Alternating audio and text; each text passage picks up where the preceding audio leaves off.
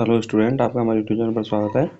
दोस्तों, आज हम एनसीईआरटी क्लास 10th की जो ज्योग्राफी वाली बुक है उसके 5वें चैप्टर का अध्ययन करेंगे, जिसका नाम है खनिज तथा ऊर्जा संसाधन। तो आज का जो चैप्टर है वह है खनिज तथा ऊर्जा संसाधन। इसके जितने भी इम्पोर्टेंट पॉइंट हैं उन सभी के बारे में चर्चा करेंगे। और जो भी स्टूडेंट नए हैं इस चैनल पर, उस चैनल को जरूर सब्सक्राइब करें और थोड़ी सी देर में हम इस चैनल को रिवाइज करेंगे। चलिए हम बात करते हैं। सबसे पहली लाइन है कि भूपर्पटी। भूपर्पटी मतलब पृथ्वी की ऊपरी परत विभिन्न खनिजों के योग से बनी चट्टानों से निर्मित है। तो मतलब आपसे पूछा जाए कि भाई जो खनिज हैं वो पृथ्वी की कौन सी परत में पाए जाते हैं, तो वो पाए जाते हैं भूपर्पटी में, जो कि ऊपरी परत है। इन खनिजों का उपयुक्त तो शोधन करके ही धातु निकाली जाती है, यानी धातु निष्कर्षण के द्वारा जो खनिज है अयस्क से हम क्या निकालते हैं, धातु निकालते हैं। खनिज हमारे जीवन में अति आवश्यक भाग हैं। लगभग हर चीज को हम इस्तेमाल करते हैं। एक छोटी सुई से लेकर एक बड़ी इमारत तक या फिर एक बड़ा जहाज आदि सभी किससे बने होते हैं, खनिजों से बने होते हैं। रेलवे लाइन है, सड़क के पत्थर हैं, हमारे औजार हैं, मशीनें हैं, ये सब किससे बने होते हैं, खनिजों के बने हुए होते हैं। तो खनिज मानव जीवन के महत्वपूर्ण हिस्सा है, बहुत जगह उपयोग में लाए जाते हैं और खनिज एक महत्वपूर्ण रोल भी अदा करते हैं मानव जीवन में। भूवैज्ञानिकों के अनुसार खनिज एक प्राकृतिक रूप से विद्यमान समरूप तत्व है, जिसकी एक निश्चित आंतरिक संरचना है। यानी भूवैज्ञानिक कहते हैं कि भाई पृथ्वी के जो भूपर्पटी है उसमें खनिज की मात्रा निश्चित है और उसकी संरचना भी क्या है, निश्चित है। एक निश्चित प्रकार की संरचना खनिजों की निर्मित होती है। आगे हम बात करें, खनिज 2000 से अधिक खनिजों की पहचान की जा चुकी है, लेकिन अधिकतर चट्टानों में केवल कुछ ही खनिज बहुतायत पाए जाते हैं। यानी पृथ्वी पर अभी तक भूपर्पटी में 2000 से अधिक खनिजों की खोज की जा चुकी है, लेकिन कुछ खनिज ही ऐसे हैं जो भूपर्पटी में अधिक मात्रा में पाए जाते हैं। अगर हम खनिजों का वर्गीकरण करें तो खनिज 3 तरह के होते हैं: धात्विक, अधात्विक और ऊर्जा खनिज। तो धात्विक खनिज को 3 भागों में बांटा जाता है: लोहे से बने खनिज, अलोह खनिज और बहुमूल्य खनिज। तो अधात्विक खनिज के अंतर्गत कौन कौन से आते हैं? अभ्रक है, नमक है, पोटाश है, सल्फर है, चूना पत्थर है, संगमरमर है, बलुआ पत्थर है। ये सब किस में आते हैं? अधात्विक खनिज में आते हैं। तो ये भी इम्पोर्टेंट लाइन है, परीक्षा की दृष्टि से मोस्ट इम्पोर्टेंट है, इसको आप याद रखिए। आगे हम बात करें, कोयला, पेट्रोलियम, प्राकृतिक गैस, ये ऊर्जा खनिज में शामिल है। इसमें शामिल है ऊर्जा खनिज में। तो धात्विक खनिज में आ जाते हैं लोहे से बने खनिज, है ना, जैसे लोहा है।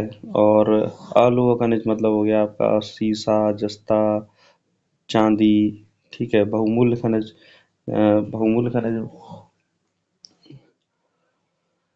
आगे हम बात करें, अधात्विक में आ जाता है आपका अभ्रक, नमक, पोटाश, सल्फर, चूना पत्थर, संगमरमर, बलुआ पत्थर, ये सभी अधात्विक खनिज में आ जाते हैं। कोयला, पेट्रोलियम पदार्थ, प्राकृतिक गैस, ये ऊर्जा खनिज में शामिल हैं।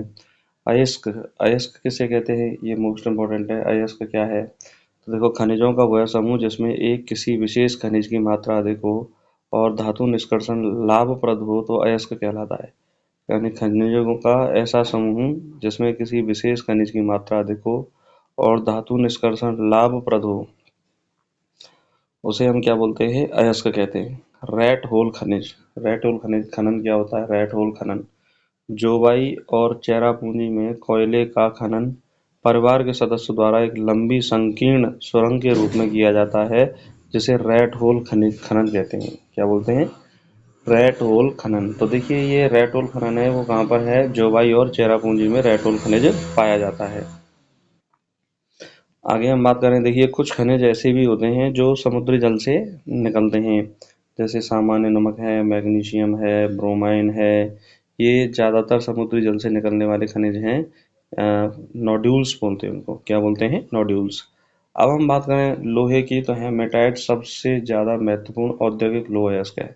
यानी लोहे के 4 अयस्क होते हैं, तो हेमेटाइट उसमें सबसे महत्वपूर्ण औद्योगिक लौह अयस्क है, जिसका अधिकतम मात्रा में उपभोग हुआ है। किंतु लौह अंश की मात्रा मैग्नीटाइट की अपेक्षा थोड़ी कम है।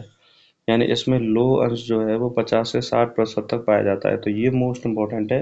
हेमेटाइट में लोहा कितना प्रतिशत पाया जाता है? हेमेटाइट में लोहा पाया जाता है 50 से 60%। और सर्वाधिक लोहा किसमें मिलता है? लोहे के इसमें तो वो मिलता है मैग्नेटाइट में। किसमें मिलता है? मैग्नेटाइट में।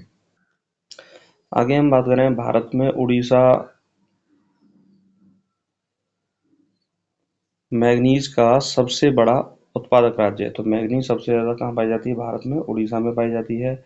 वर्ष 2000 से 2001 में कुल उत्पादन का 1/3 भाग का जो भाग है वो यहाँ से प्राप्त हुआ है।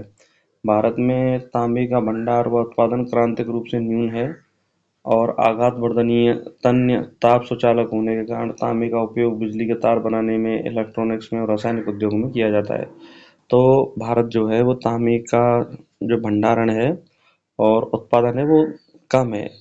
और तांबा एक महत्वपूर्ण धातु है जिसका उपयोग हम किसमें करते हैं? इलेक्ट्रॉनिक पदार्थ में करते हैं, तार बनाने में करते हैं, रासायनिक उद्योगों में करते हैं। मध्य प्रदेश की बालघाट खदानें, मध्य प्रदेश की बालघाट खदानें देश का लगभग 52% तांबा उत्पन्न करती हैं। तो यदि पूछा जाए कि भाई तांबा सबसे ज़्यादा उत्पादन कहाँ से होता है, तो बालघाट खदानों से देश का लगभग 52% जो तांबा है वो उत्पादन होता है। झारखंड का सिंह भूम जिला तांबे का मुख्य उत्पादक जिला है और राजस्थान की खेतड़ी की खदानें तांबे के लिए क्या है? प्रसिद्ध हैं। तो तांबे जो है वो बालघाट खदानों से 52% निकलता है। झारखंड में सिंहभूम में भी मुख्य उत्पादक जिला है तांबे का और राजस्थान में खेतड़ी में तांबे की खदानें हैं। एल्युमिनियम का अयस्क क्या है? बॉक्साइट। एल्युमिनियम का अयस्क क्या है? बॉक्साइट।